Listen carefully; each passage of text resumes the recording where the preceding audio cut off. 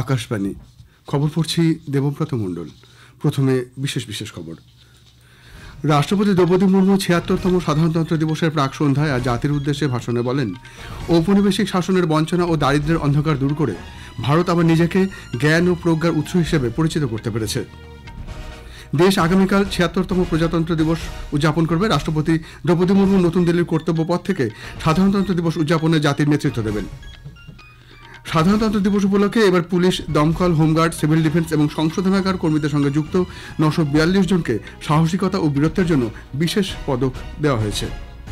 ভারত ও Indonesia আজ স্বাস্থ্য, চিরাচরিত চিকিৎসা পদ্ধতি, সামুদ্রিক নিরাপত্তা, সাংস্কৃতিক বিনিময় এবং ডিজিটাল উন্নয়নের ক্ষেত্রে একাধিক চুক্তি স্বাক্ষর করেছে। আজ জাতীয় ভোটার দিবসে রাষ্ট্রপতি দ্রৌপদী মুর্মু বলেছেন, ভারত বিশ্বের বৃহত্তম বৈচিত্র্যময় এবং সংবেদনশীল গণতন্ত্র, যা দেশবাসীর কাছে অত্যন্ত গর্বের।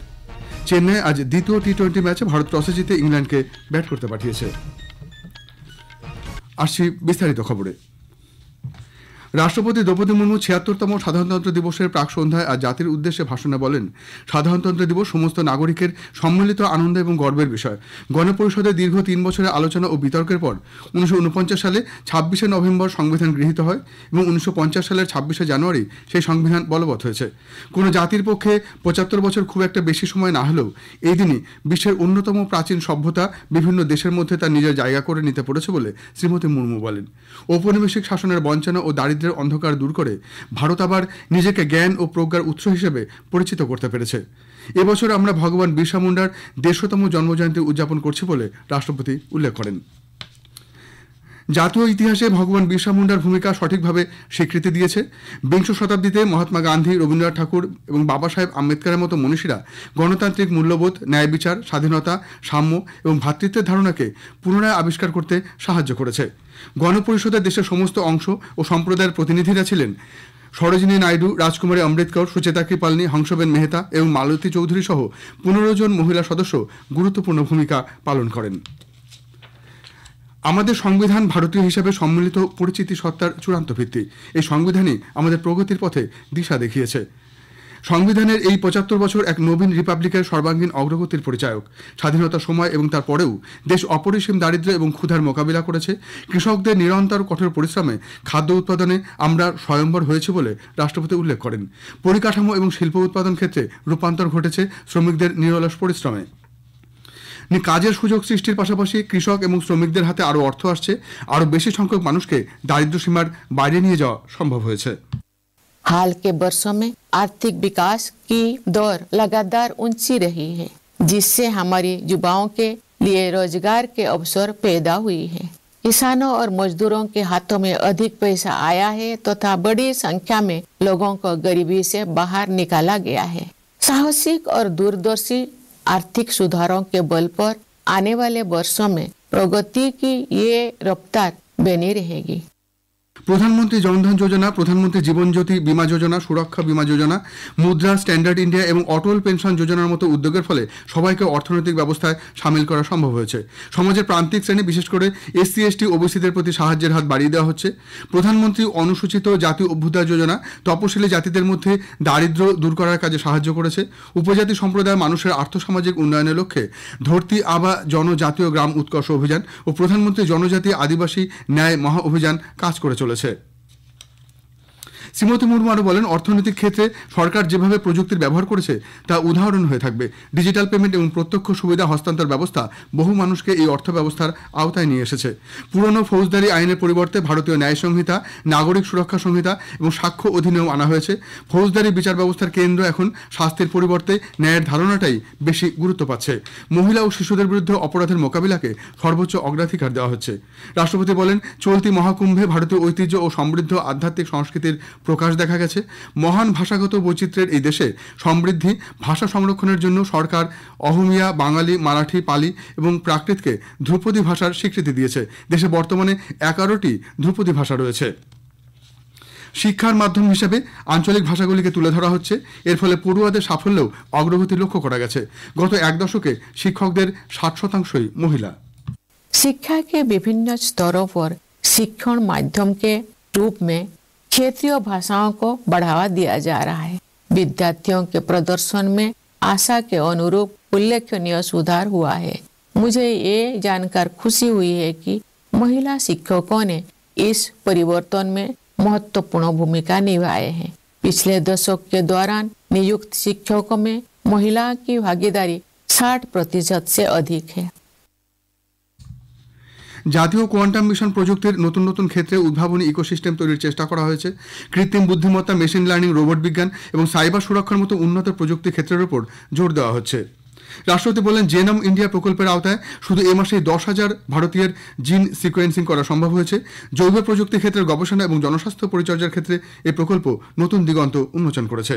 শ্রীমতী মুর্মু আরও বলেন, সাম্প্রতিককালে ইসরো মহাকাশ গবেষণায় বিশাল সাফল্য পেয়েছে। এ মাসেই সফল স্পেস ডকিং পরীক্ষার মধ্য দিয়ে এই সংস্থা দেশকে আবার গর্বিত করেছে।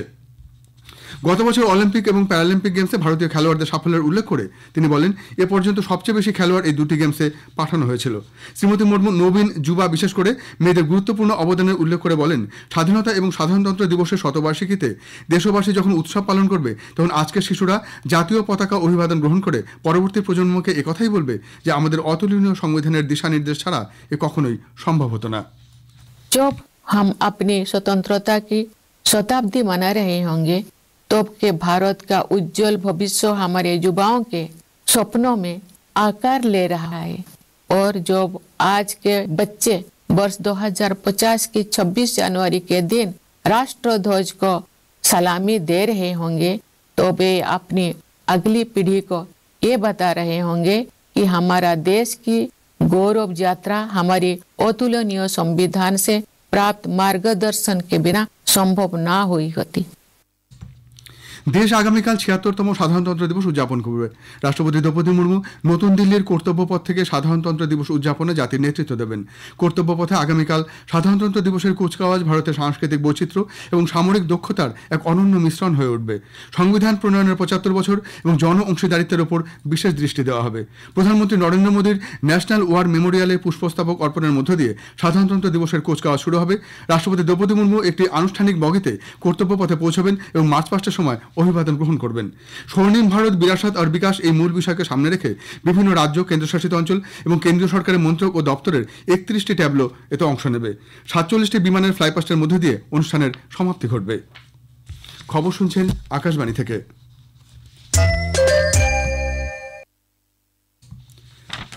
সাধারণতন্ত্র দিবস উপলক্ষে এবার পুলিশ, দমকল, হোমগার্ড, সিভিল ডিফেন্স এবং কারেকশনাল সার্ভিসের সঙ্গে যুক্ত 942 জনকে সাহসিকতা ও বীরত্বের জন্য বিশেষ পদক দেওয়া হয়েছে।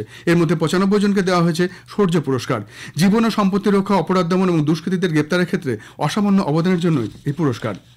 ভারত ও ইন্দোনেশিয়ার স্বাস্থ্য, চিরাচরিত চিকিৎসা পদ্ধতি, সামুদ্রিক নিরাপত্তা, সাংস্কৃতিক বিনিময় এবং ডিজিটাল উন্নয়নের ক্ষেত্রে একাধিক চুক্তি স্বাক্ষর করেছে।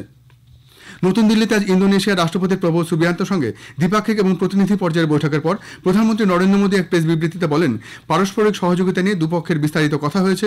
প্রতিরক্ষা ক্ষেত্রে সহযোগিতা বৃদ্ধিতে, সামরিক সরঞ্জাম উৎপাদন এবং সরবরাহ বিষয়ে দুই দেশ একযোগে কাজ করবে। पिछले कुछ वर्षों में हमारी द्विपक्षीय व्यापार में तेजी आई है और पिछले वर्ष यह $30 बिलियन से अधिक हो गया है। इसे और बढ़ाने के लिए हमने मार्केट एक्सेस और ट्रेड बास्केट को डाइवर्सिफाई करने पर बात की है। प्राइवेट सेक्टर भी हमारे प्रयासों में बराबर का भागीदार है। রাষ্ট্রপতি দ্রৌপদী মুর্মু বলেছেন, ভারত বিশ্বের বৃহত্তম বৈচিত্র্যময় অন্তর্ভুক্তমূলক এবং সংবেদনশীল গণতন্ত্র, যা দেশবাসীর কাছে অত্যন্ত গর্বের।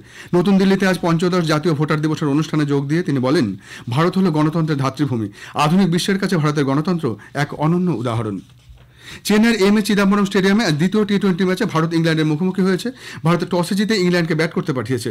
শেষ পাওয়া খবরে ইংল্যান্ড 13 ওভারে 6 উইকেটে 106 রান করেছে। শেষ করার আগে বিশেষ খবর আরেকবার। রাষ্ট্রপতি দ্রৌপদী মুর্মু ৭৬তম সাধারণতন্ত্র দিবসের প্রাক সন্ধ্যায় আর জাতির উদ্দেশ্যে ভাষণে বলেন, ঔপনিবেশিক শাসনের বঞ্চনা ও দারিদ্র্যের অন্ধকার দূর করে ভারত আবার নিজেকে জ্ঞান ও প্রজ্ঞার উৎস হিসেবে পরিচিত করতে পেরেছে। দেশ আগামীকাল ৭৬তম সাধারণতন্ত্র দিবস উদযাপন করবে। রাষ্ট্রপতি দ্রৌপদী মুর্মু নতুন দিল্লির কর্তব্যপথ থেকে সাধারণতন্ত্র দিবস উদযাপনে জাতির নেতৃত্ব দেবেন। খবর এখনকার মতো এ পর্যন্ত। এরপরেই শুনুন খেলার খবর।